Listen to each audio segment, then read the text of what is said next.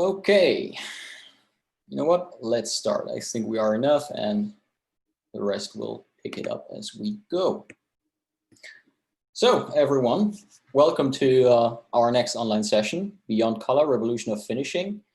In this webinar, I have a guest who will actually take over most of the webinar and talk about streamlining DI workflows and how to do it all remotely.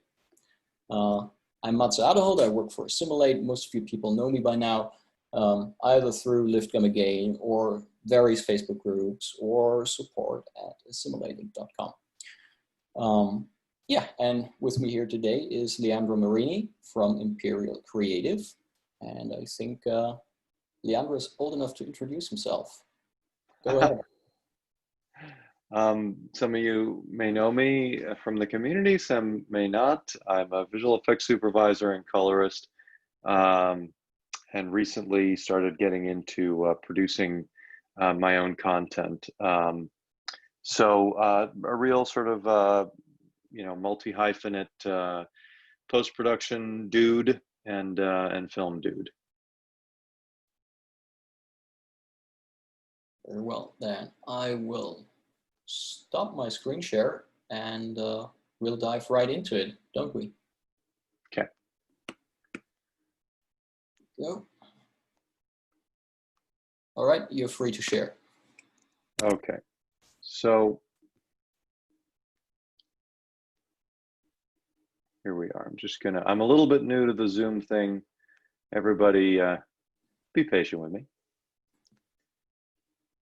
Okay, so we're going to go through some theory and some real-world examples. And don't worry, at the top of my little script here, I have a little reminder to myself to remind everybody, don't worry, there's going to be plenty of fun visuals. It's not just a slideshow. We're going to be looking into all this fun stuff. Don't worry about it. Okay, so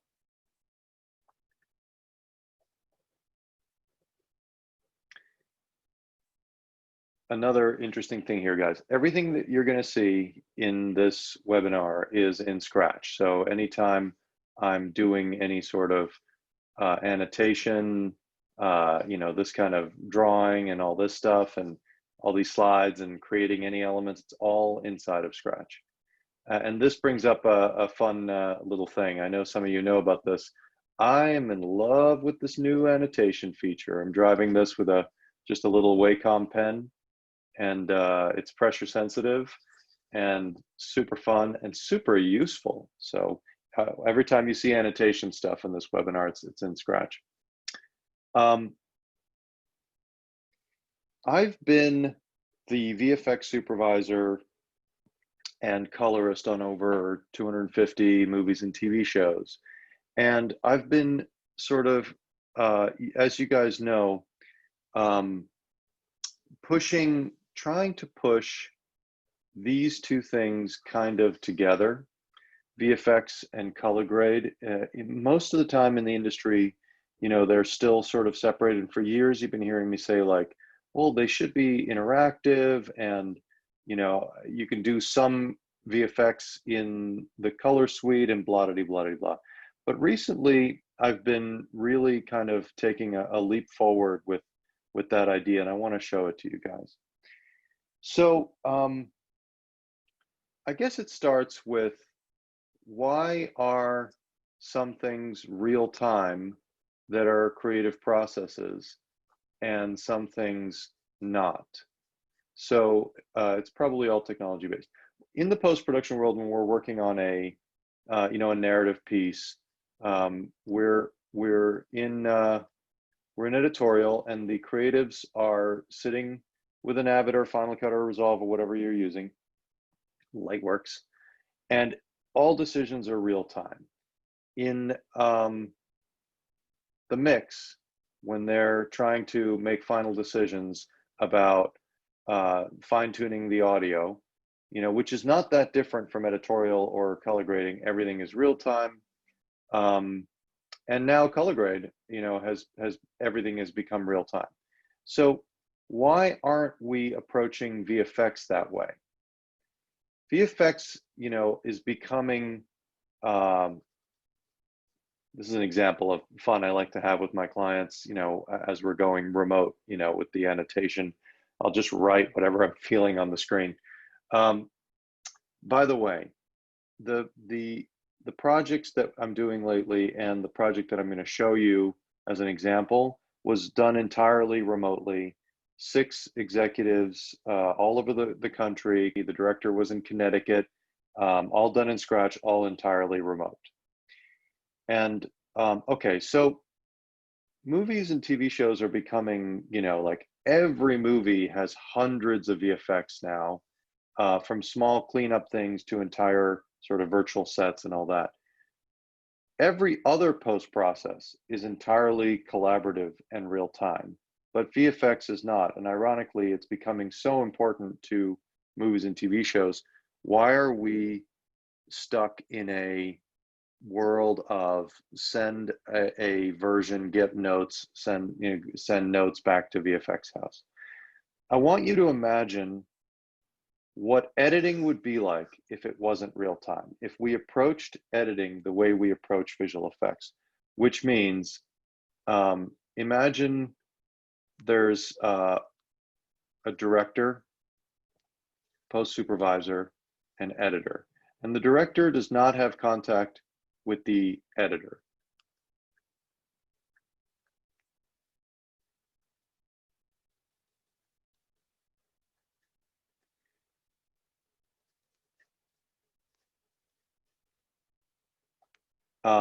The director tells the notes to the post supervisor. I really think this shot A should come before shot B.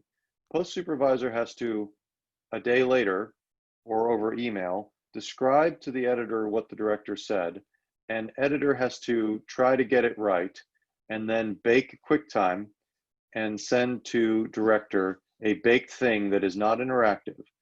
And that's how the editing process would go.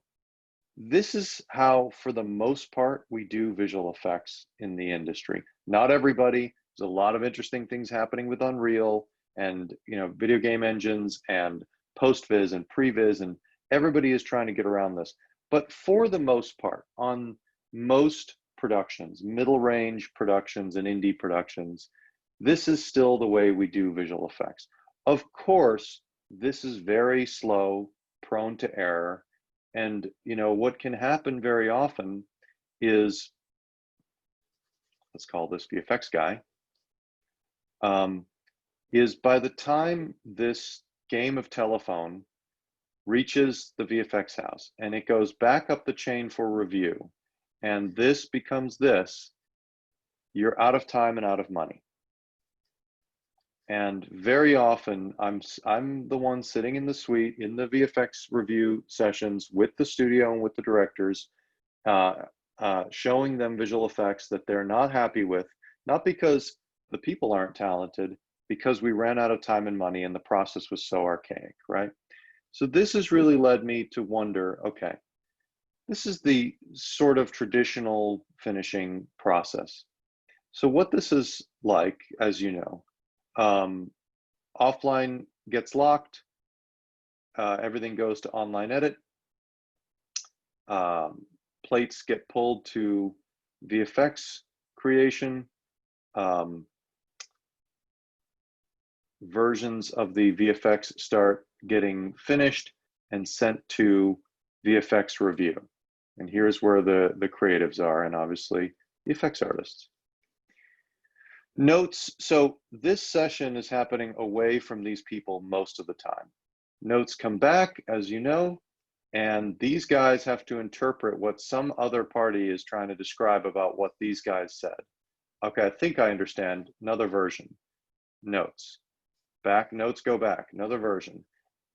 Back, and we're talking, we're up to V7, V8, V9, V10. You guys all know, shots that go into the hundreds of versions are not uncommon.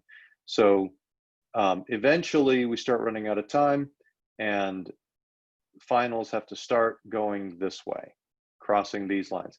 See how messy this is becoming? And, you know, it's a lot of this. Eventually, you start running out of time in this workflow. I've been in so many VFX review sessions where that are in full res in the DI, where I'm wondering, why are we doing it this way? It seems so backwards. We don't do it every time this way, but enough to where it seems so backwards.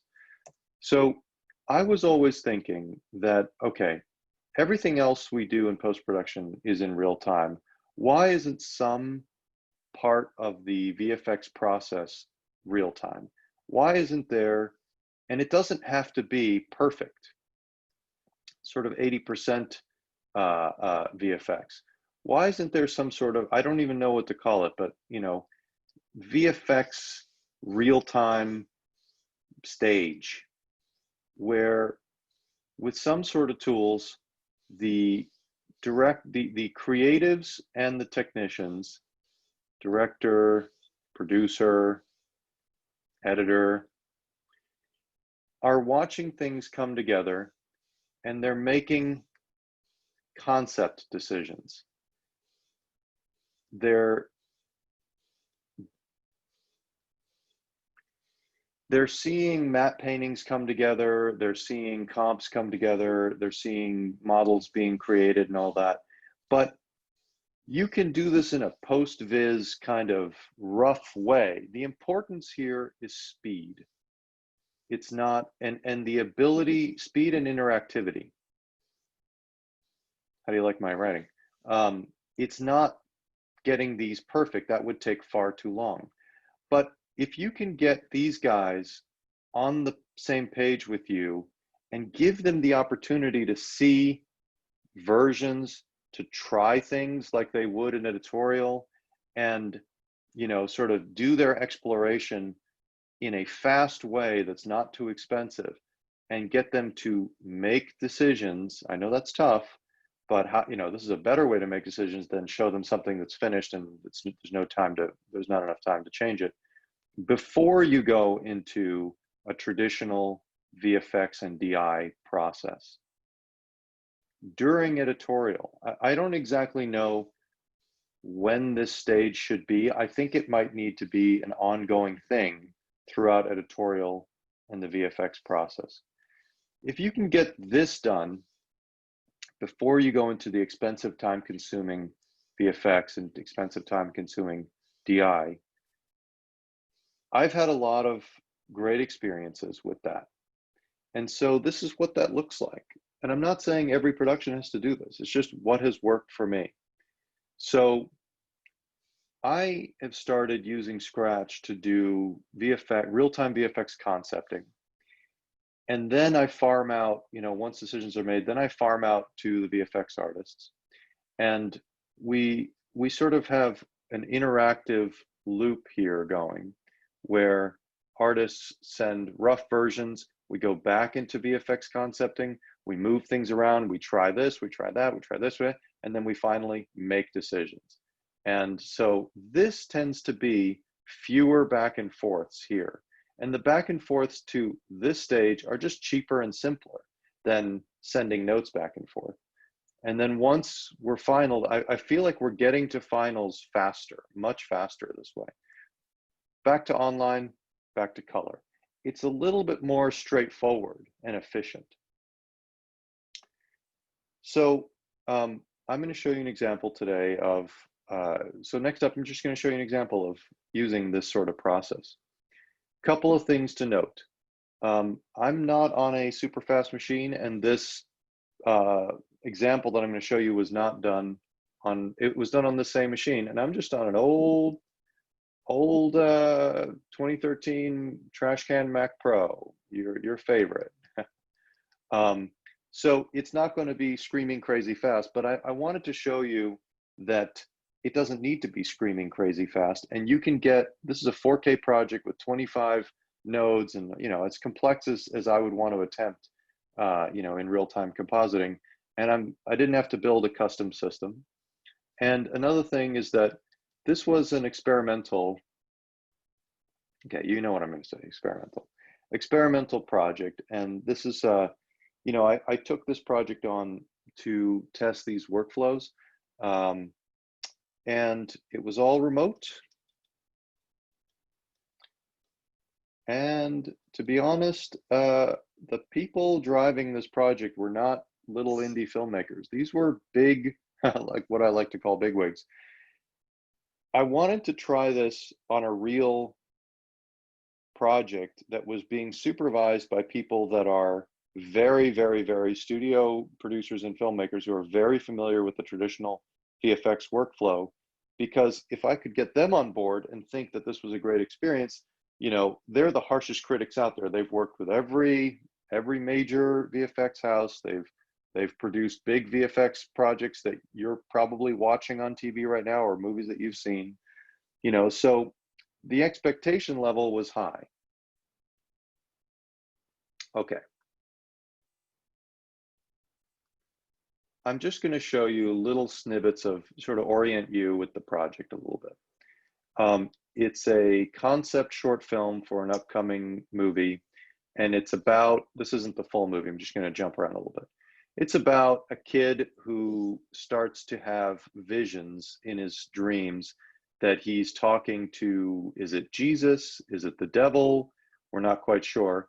And he starts to have dreams that he's going into this storybook. And so we have these VFX sequences that take place in the desert that are supposed to look not completely real. They're supposed to be heightened and stylized and a little bit like a moving illustration. It's supposed to be taking place inside a dust storm, or maybe the dust storm has passed already. And there's also a night sequence, same thing. Illustration, he's in a fever dream, and it's in a desert. And what we're starting with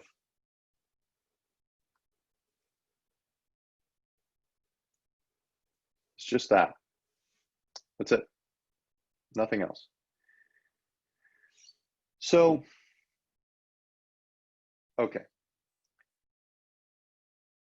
This is an example of a finished shot. Let's go to the grid.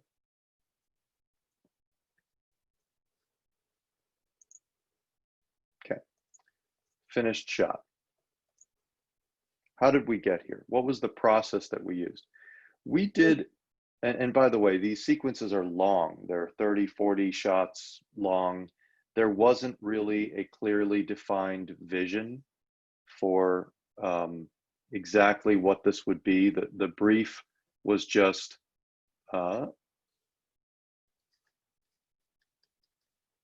whoops. This is what I think is the biggest issue that we have in VFX land. You get a reference from the client or something, or you get sometimes nothing at all.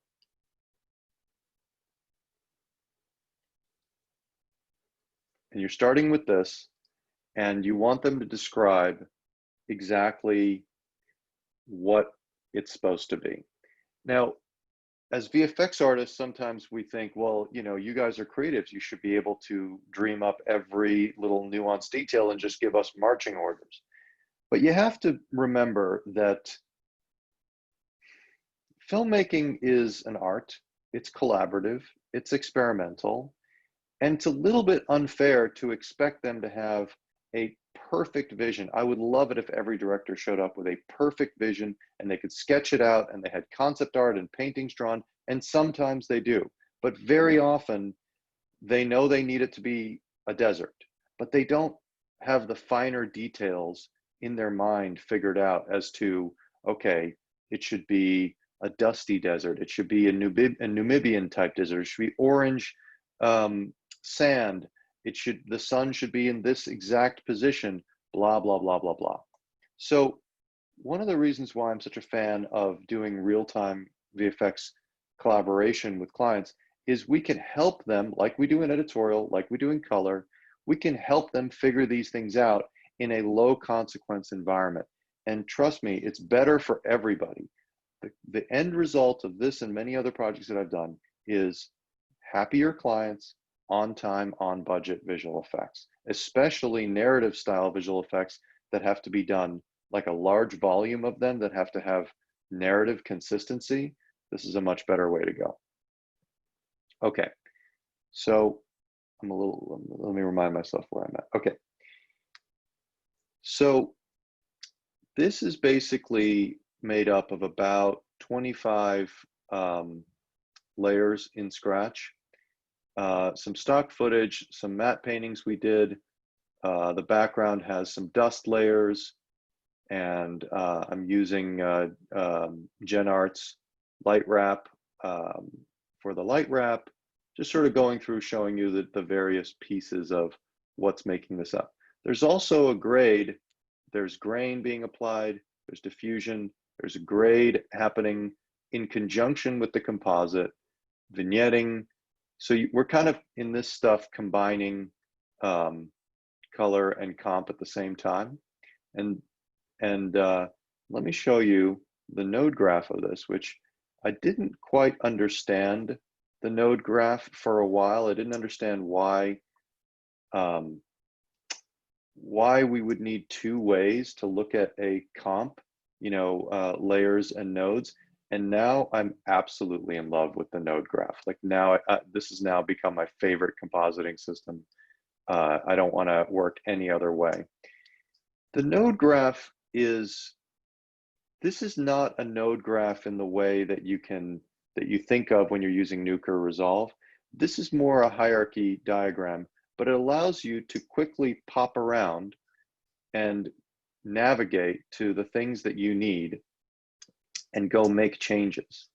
So I find this an incredible, you can start thinking of the layers as pre-comp, basically, that these all can have many different elements inside them, which really makes Scratch like an incredibly powerful compositor if you think about it. I wouldn't say that it's as refined a compositor as some of the highly specialized compositors, but it's fast and it's organized in a very interesting way. And it allows you to do a lot of things very quickly to the 80%, you know, or in this case, this Scratch was the final compositor for every shot in this project. So you can use it as a final compositor. So for example, if I'm just looking at this layer list, it's hard for me to go, well, which layer? Okay, so they give you a creative note. I don't like that mountain in the background. Okay, which layer? I'd have to go through here and figure out which one of those layers is that? And then how do I adjust that? Whereas in the node graph, I can just go, you know, I can just quickly look at the bottom layer and go, all right, well, that's the dust, that's the flare. And you can see that even inside this, one sec, even inside these layers, I've gone in and done little adjustments, you know, adding a little bit more blur to the sunball inside of these lower levels of the composite. And it's just very nice to be able to say, I want to go in and adjust one thing, one element. This is a piece of billowing dust simulation that we just bought. I don't think we did any simulations ourselves on this project. There's a lot of great simulations that you can just buy the stock footage of and manipulate to your need. And you can just go in the deeper layers of this comp and just do stuff quickly that then show up in your upper final comp and navigate around this way. This made a darkening area over here. I like the way that this is laid out. All right, so, you know, if you wanted to go do something to that mountain quickly, you could just use the node graph and go and, you know, do something to that mountain. We were doing this all the time.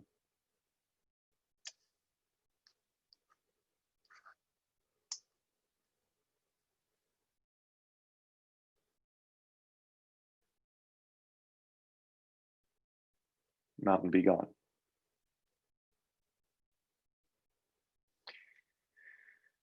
So that's a sort of structure of where we ended up. But the way that we got there was interesting. So I semi-forced / inspired my clients, all remotely, all 6 executives, all everybody, to sit through the process of building up one of the shots from scratch so that there could be no confusion and I could kind of force them into decisions, right? So the first thing we did was I just went and bought a whole bunch of stock footage of different deserts day and night. And over remote, we talked about what we liked and didn't like. Obviously, annotation feature was super helpful for that. You know, like for example, I like this, but I don't like this orange sky. Okay. I like everything else about it. All right. Well, then instead of just taking the note, you just do it right in front of them and you force them into decisions. Okay, well, obviously it needs to be a little darker and it's a little too blue. Let's pull some saturation out. And one of their notes was, I don't like the fact you can still see some orange in there. So that's when, you know, I'm going in and starting to key and starting to attack that orange. And again, it doesn't have to be perfect, but all you want is creative input at this stage. No panels.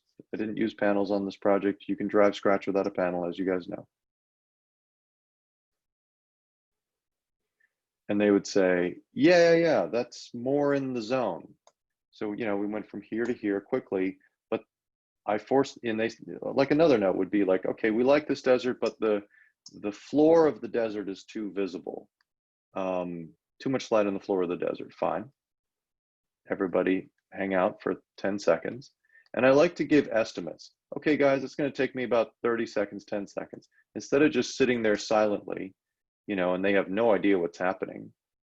You know, if they hear 10 seconds, 30 seconds, first of all, that sounds impressive. And they're like, well, I'd like to see that. And then they actually see it happening. And, you know, it keeps them from worrying, like, is anything happening? Did my feed freeze? Whatever. All right, done. That's a finished matte painting in under a minute that all the creatives can agree on.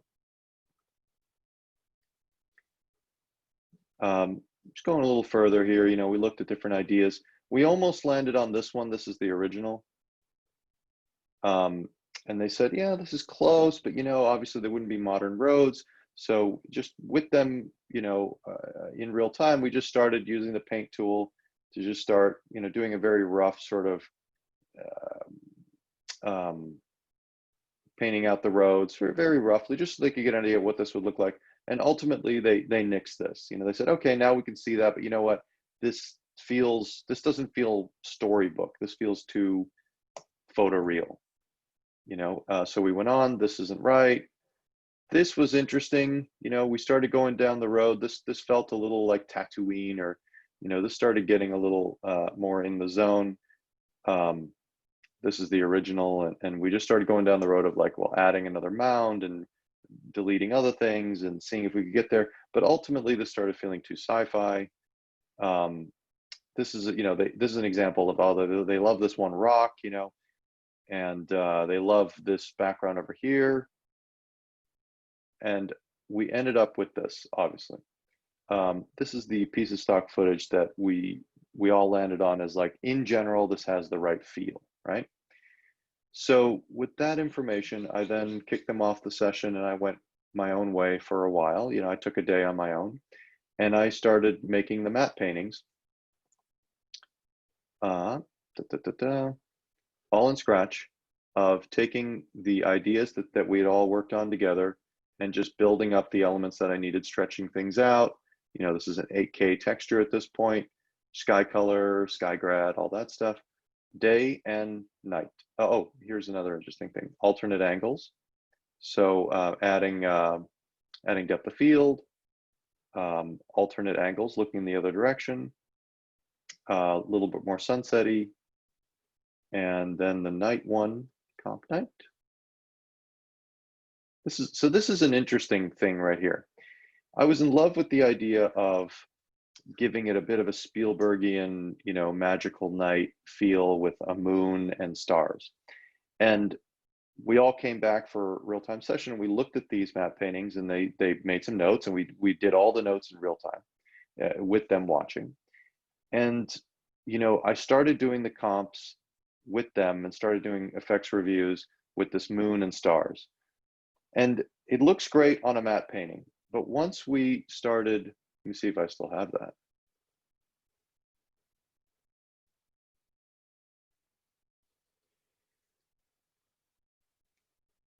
Hopefully I saved that version.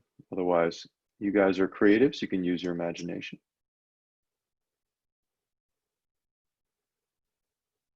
Another thing that you guys are all familiar with that I love is the versioning in Scratch, as you know, visual and very nice to navigate, especially with clients where they're like, what about the version with the moon? What about the version without the moon? And you're trying to keep it all straight in your head. Okay, I didn't organize it that way. Long story short, we started seeing the night comps, and there was this giant glowing moon ball right here, and lots of stars. And it was overpowering. Now that we could see it in context, it was overpowering these guys. So we just quickly went into the node tree.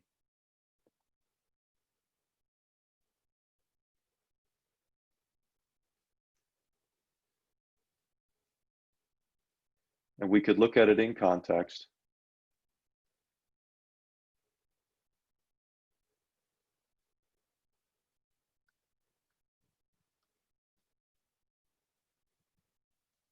Here we go. And I could just turn the moon off, turn the stars off, and that was a quick decision that was made together. And that's fair game. Okay. So then we had set the, let me see if I can remember. Oh yeah, matte paintings. And then, I brought them together for a couple of V1s. And there was a big discussion on this sequence about a dust storm. Originally, this was supposed to be happening in a very thick dust storm. And we couldn't all agree on what that should look like. And we went through various versions of the background being more clear. And again, this is not give notes, go away, come back, show things. This is all happening with the clients in front of them. And okay, no, that's too clear and too bright. We made it more dusty. We made it a little bit more photoreal, less dusty. We kept sort of iterating in front of them. We made the sun less of a star ball and more of just a general sort of hazy sun, okay. And then they were sort of happy with this. I thought the background was a little too in focus, but hey, it's their movie. And then we ended up here. But we still have, so this is interesting, you cache this shot and you do a VFX review with your client and you play it and they have a note, I don't want the mountain. Too much dust, too much light wrap, whatever it is. Instead of saying, okay, got it, I've got the note, let's send that to the VFX artist and we'll see you next week. You literally you can do cached VFX reviews with the actual comp here. So you can go in and say a big note like, I think the background's in the wrong place. All right, where do you think it should be? You wish it were more over here? Because this is all built to be real time, these kind of adjustments are not a big deal. I wish the dust was, or for example, sun is in the wrong place. That would be a big note, for any VFX sequence.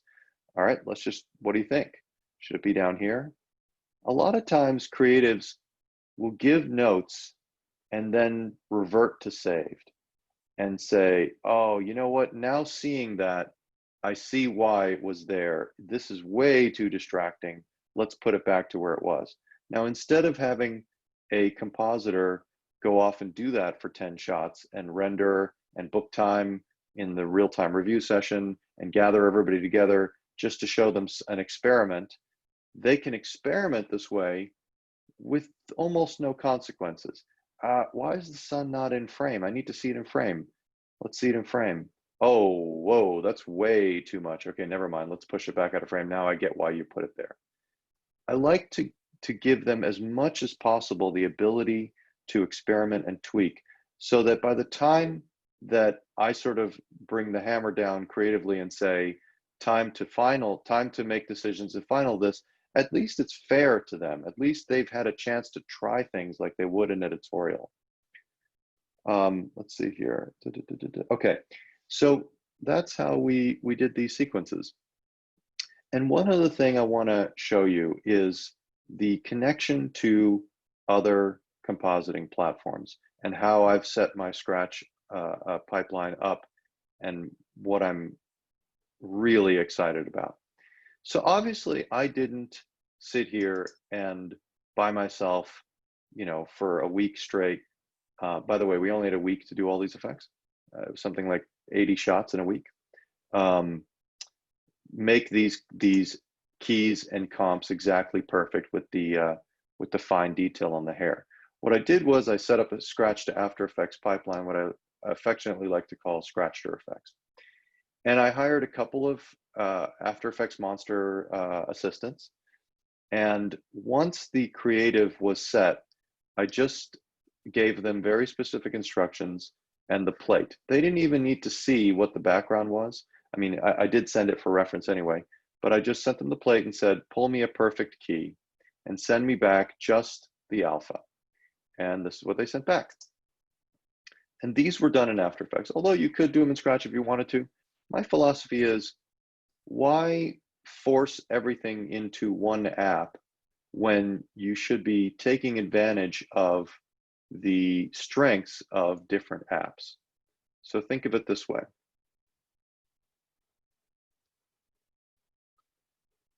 I like to see Scratch as the place where it all comes together. It's its best use, really. It is not the best compositor in the world, but it's an incredibly fast compositor.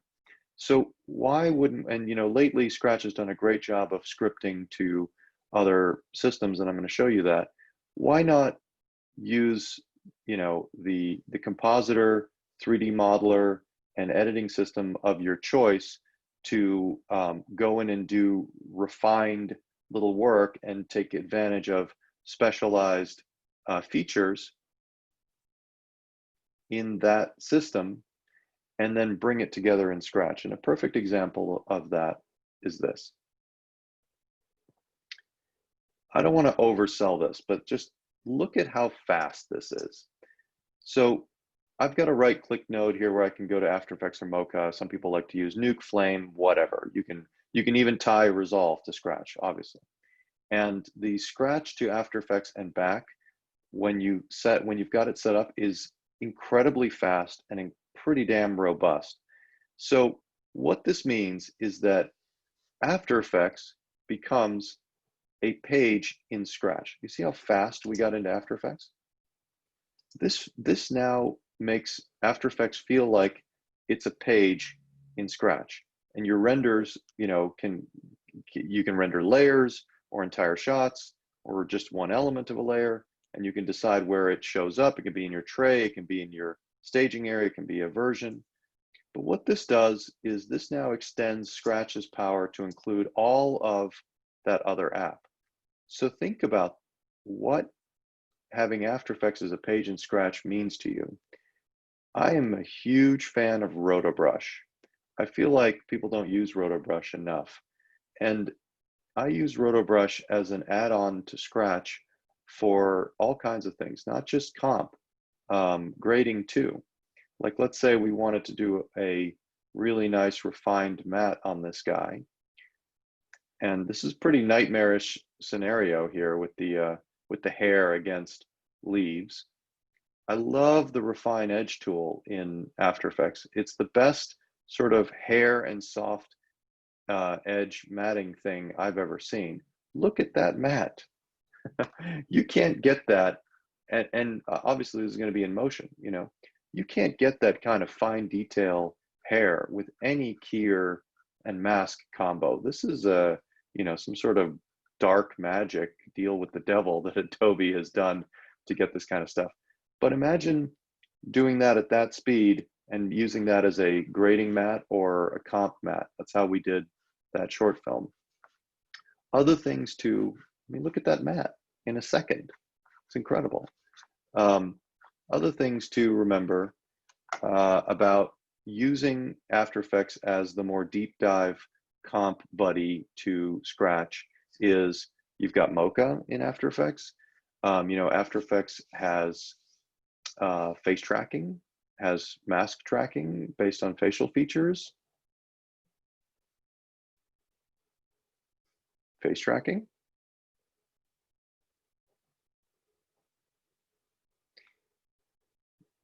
After Effects has got a great 3D camera tracker, has got decent, fast, I mean, look at that, in a second, you know, based on facial features.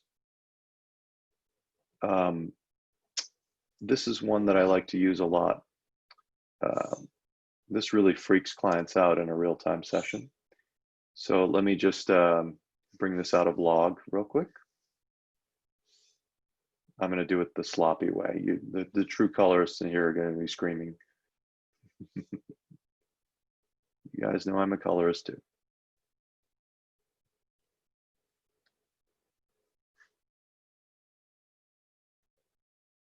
I like to try to freak my clients out as much as possible in real time on the big screen, mostly for fun. You know, play around with Element if you're not already a user. Element is, you know, very fast, decent CG inside of After Effects with texture control and modeling controls and all kinds of stuff. And think about, you're in your finishing session or your VFX concepting session, and now you've got, you know, real-time interactive CG objects, CG models that you can add lighting to. And remember, we're not on a crazy fast system. By all sort of accounts, this is actually an old system. And in 4K, you know, we can get into some lighting, you know, and you purchase these models in advance and you have a little library of them ready, you know, backgrounds, cars, people, whatever. So a second ago, we were in a color grading system, and now we're moving CG objects around, you know, in front of clients on the same shot and adding mats and things like that. So I guess the point is, when the important thing is to be fast and to show things quickly. When it's time to get specialized, you can get specialized. I think the wrong approach is to whip open After Effects and start doing roto in front of the clients. Obviously not. Think of it like an edit session, like a mix session. But you can get specialized if you want. You can do it all yourself, or you can build a little team, and Scratch can be the central brain. All right, well, I guess the way I'd like to conclude this is this little project was an example of other processes I've done, but the most important thing about this project and how it went was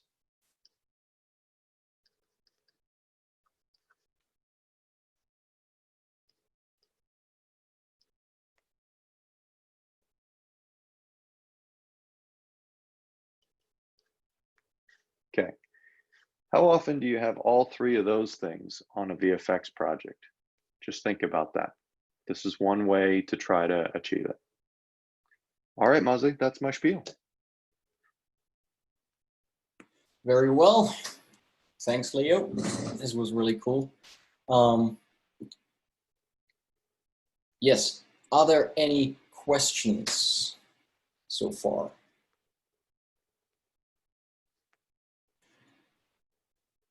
Oh yes, there are. Is that technique adaptable for other compositors like Silhouette or Fusion?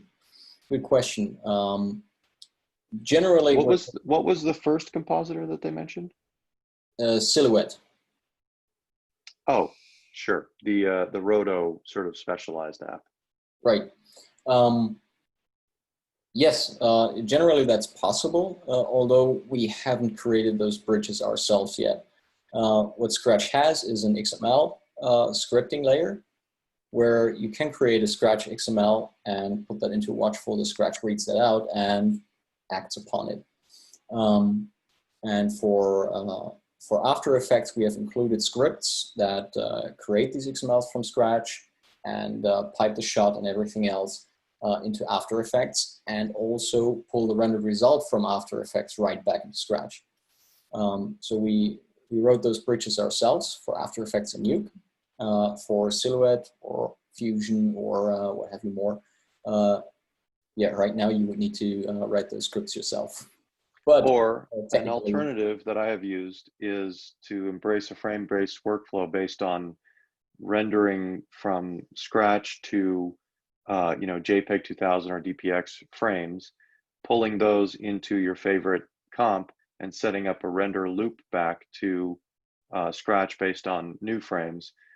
It does work. You can overwrite the source frames, you can overwrite the render frames. This is not news to anybody who's used to a frame-based workflow.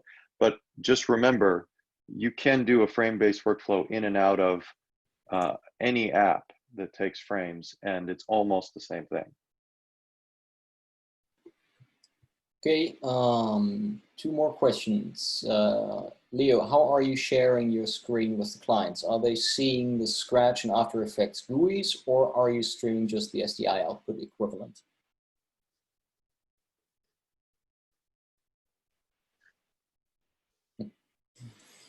Yes, annotations can also be sent out through SDI. And let's pause on that for a second, Maze. What you guys are experiencing with the annotations is really powerful, in my opinion, for real-time remote client sessions, because when we were all together in a theater or a grading bay of any kind, it was a little bit better. Sometimes you'd have clients, just using their finger and the projector light to point to a certain thing. I don't like the way those crosses look. Which crosses? The one on the right, the one on the left? Camera left or camera right? This one, with their finger. Then we obviously, as an industry, moved on to laser pointers, but it's like, not everybody in the theater has a laser pointer, and people like to get goofy with the laser pointers. It's fine, we had laser pointers. But this is a virtual laser pointer. And when you're in a virtual session, nobody can point to anything on the screen. I mean, there are some systems that do it, but you're just sending an SDI or an HDMI signal without interactivity. It's been incredibly useful to say, like, for example, I don't like the way that a client will say, I don't like the way that his shoulder bunches up. And I'll just quickly say, I'm sorry, is it this shoulder or is it this shoulder? And they'll say, the blue one. Great. I can't think of a way in an SDI session faster than communicating visually on screen like that.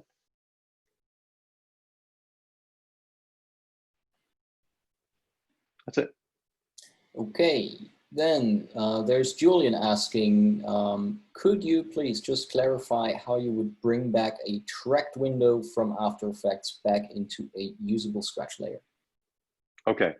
I don't have my After Effects set up that way right now, but it is render based. So basically there's in After Effects, when you set the script up that way, or sorry, when you do the traditional setup of After Effects, Scratcher effects, you get a little render dialog that gives you the option of, I promised myself I would write things out visually in this instead of you just trying to imagine it. I believe you can send to timeline,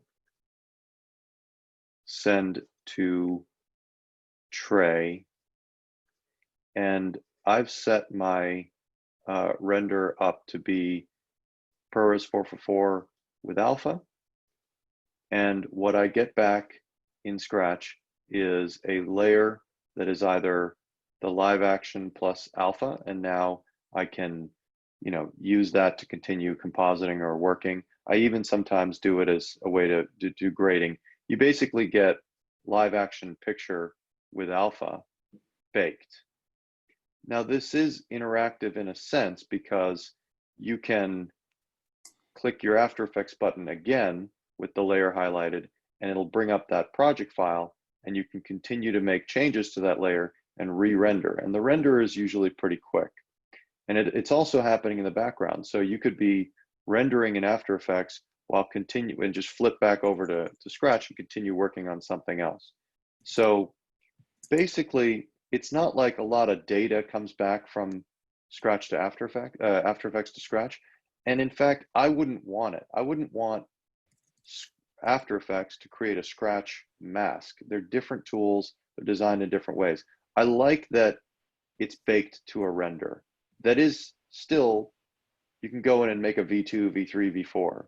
But I like that once I'm leaving After Effects, you know, what I'm doing in Scratch is combining fixed things, not having a zillion variables of masks and stuff. It's kind of like advanced pre-comping in a way.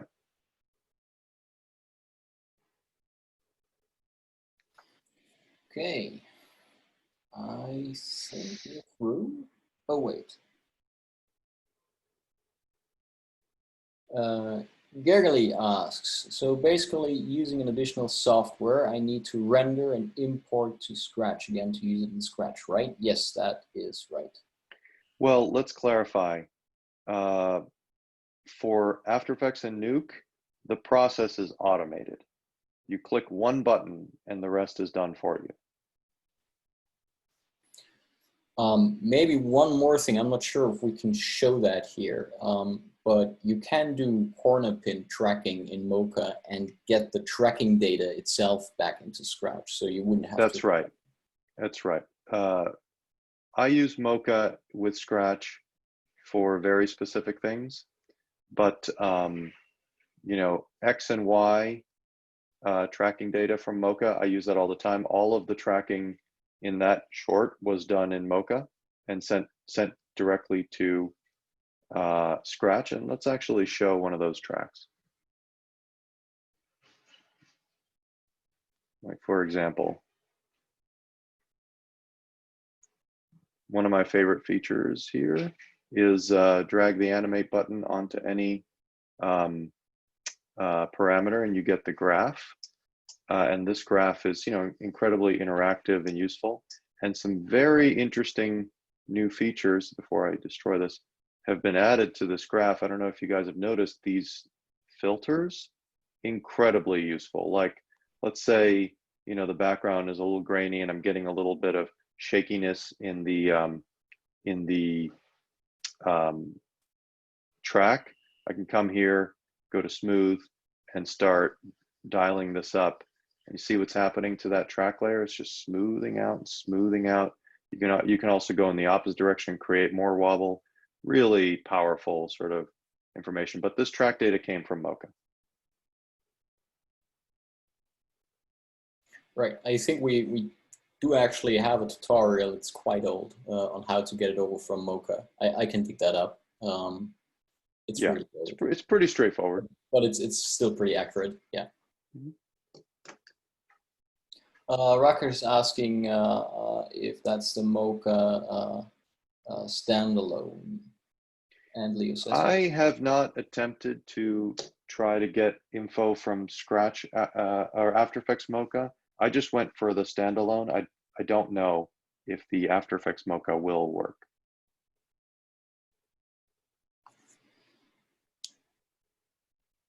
okay. Yeah. Because remember that After Effects Mocha is designed for only one thing, to send information to After Effects.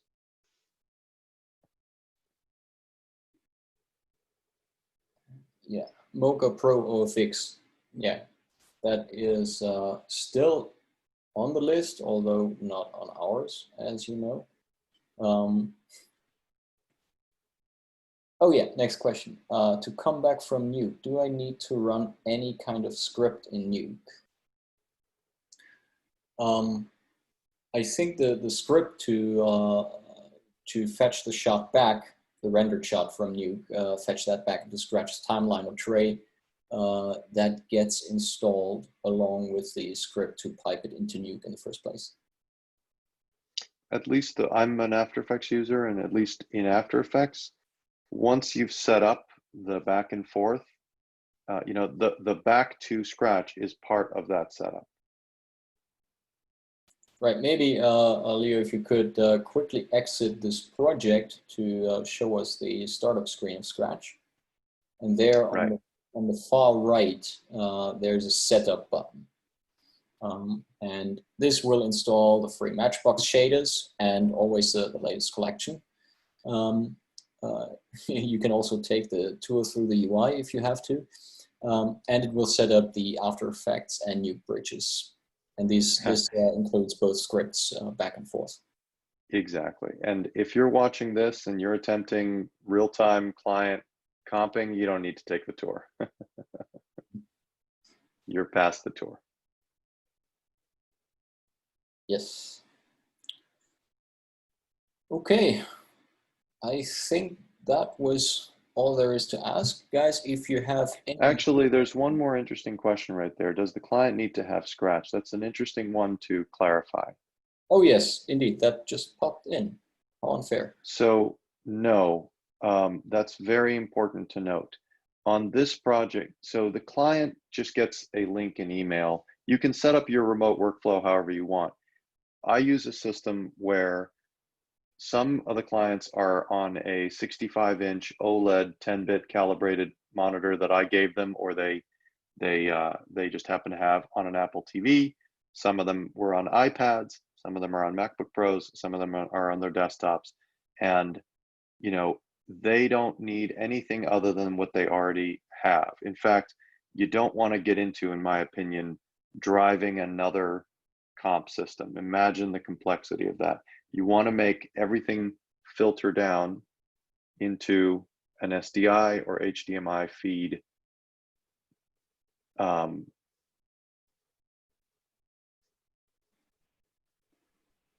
that is sent over the web. And all that they can see is what you want them to see, you know, 1920 by 1080 pixels, you know, in real time. I think the other thing to remember with this workflow is the most powerful version of this workflow is combining Scratch and other things. In my case, AE, Mocha, I've even gone to the level of Cinema 4D with the clients, especially, you know, if you guys aren't familiar with the Octane real-time renderer in Cinema 4D, get into it. This is the real-time version of CG that is coming next. It's already here, but getting better every day. That is going to make CG somewhat real-time for clients. That's really interesting. But you don't want to have to worry about what each one of these is sending out and how the client is seeing it. You want to just have sort of one sort of pipe out of your system so that the client doesn't know, you know, doesn't have to do anything on their side except just open their browser.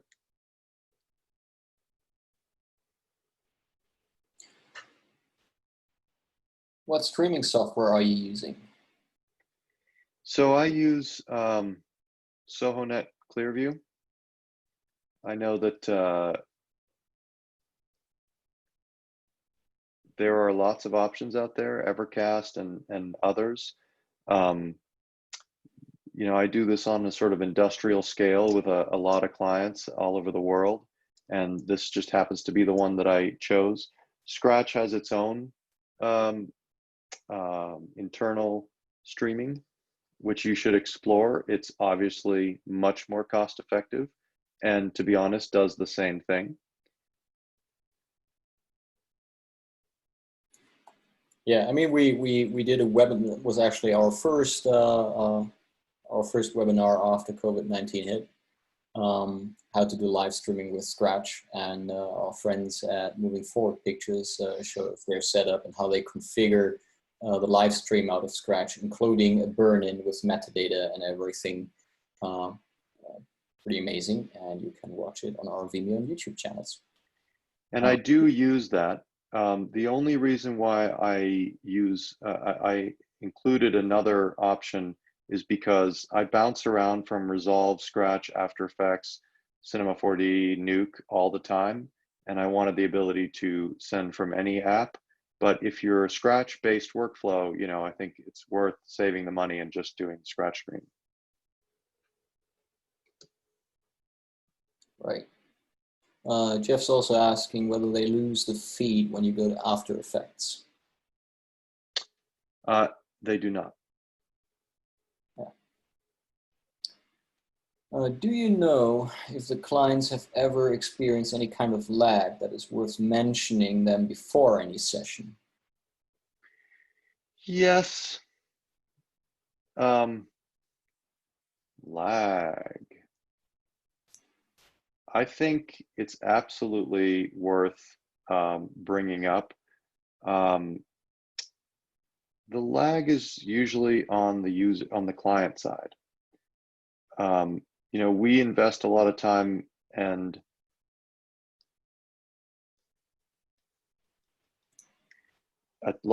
energy in checking our the reliability of our upload speeds, and you know, making sure that we don't have crazy dips in our upload speed, and we pay for that privilege, you know, with industrial strength internet and all that. The client does not have that. 99% of the clients have home internet, which you need to expect has these dips. And when they're watching Netflix or whatever, they get a quick little buffer moment, and then it goes back to normal. When they're checking their emails, they don't notice these dips. These dips are what I've found creates the most issue on the client side. Most of the time, it has not been an issue, and I've been able to do major projects, you know, entirely remotely that way. You can read in the latest article of Post Perspective, you know, how we did that for a major show for Epics. But you can't control this on the client side. So I would assume you should bring it up and say, look, I can control the speed on my side, and I can see how my side's doing. I have no idea what your home internet is doing. It should be fine most of the time, but if you see it pause, just be patient, you know, it'll come back. I don't think we can reasonably expect perfect 24 frame playback over the consumer internet. You know, it's not what the internet to households was built for.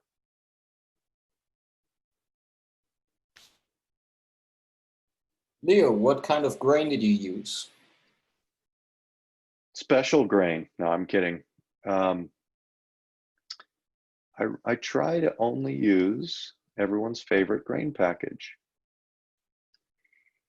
I can't always use that, and sometimes I end up using Matchbox grain, some pretty good grain generators that ship with Scratch that are GPU based and for the most part real time, I believe.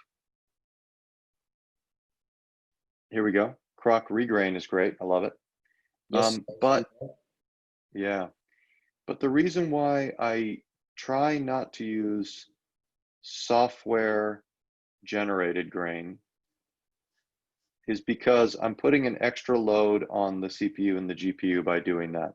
I try to reserve as much of the GPU for anything I can take off of the GPU's plate, to reserve it for processing like advanced, you know, comps and soft edges and blurs, obviously, the better. So when you use a piece of scanned footage like Cinegrain, which is not a piece of software, it's just scans of film grain, you're taking a lot of that. The GPU doesn't have to do extra work. It just has to play this back. So that's why I use it. Cool. Do you have any best practice for organizing your comp? No, I that is one of the things I want to get better at as a supervising, you know, as a senior compositor, is organizing my comps better. I'm a little bit sloppy when it comes to that. Scratch does allow me to be sloppy. I have to keep hitting this point over and over. To me, it's all about speed in front of the client. And having a sloppy comp that was built quickly, remember, you can go back and clean this up after the client leaves. You know, they're busy. They don't want to sit there and watch every single comp happen in real time. They want to be there for the critical, creative decision moments. You know, sometimes I'll forget to label things, and then I'll go back afterwards and be like, what is this? Oh yeah, it's a light wrap. And then I'll label that. You know, this isn't organized in any way more complex than background group, foreground group. I sometimes have an empty node just to organize things. Tracking group, and then I always put the grading and diffusion and texture stuff at the very bottom, because you want that to apply to, as if you want this to be, all of this to be feeding into the grading layers as if it's live action. But I don't get more complicated than that. I'm sure there are some flame artists in this group who are looking at this and laughing and thinking, oh, I could do so much better, but I don't feel the need. Okay, last question, which I kind of now just realized. What website do you recommend for getting things like your dust? Jeff had to get smoked the other day and didn't know where to look. I'm a big fan of Shutterstock. Let's see here. Pond 5 tends to be well priced. Let's look for billowing dust, billowing smoke, sure. Some good, see, good options. Pond 5. This is some CG smoke right here. Let's do dust instead, just to see what it brings up. Yeah, good. I'm happy with that. I think this is actually the one we used. So Pond 5 is good. Shutterstock is even better, a little bit more expensive. I would stay away from Getty Images. That is not designed for this. And there are others.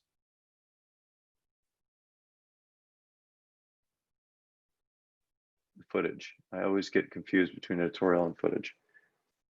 Billowing. Okay, whatever you say. Let's see what they come up with. Yeah, you see what I mean? It's a little bit more advanced. Top views and more options. And let's look at pricing. So let's say side view of billowing dust. Okay. 80 bucks. It would cost me a lot more than 80 bucks to shoot that or generate it and render it in a CG situation. So there you go. Very well. So I think now we're pretty much through, aren't we? Great. Leandro, you have anything to add? No, thank you for this. And, you know, I love the Scratch community. Let's keep rocking. Very well. Everyone, thanks a lot for staying with us tonight and taking part in this webinar. We are preparing a couple more webinars, which are going to be really awesome. And we'll let you know in due time. Okay, everyone. Thanks for staying with us. Have a good night. Bye.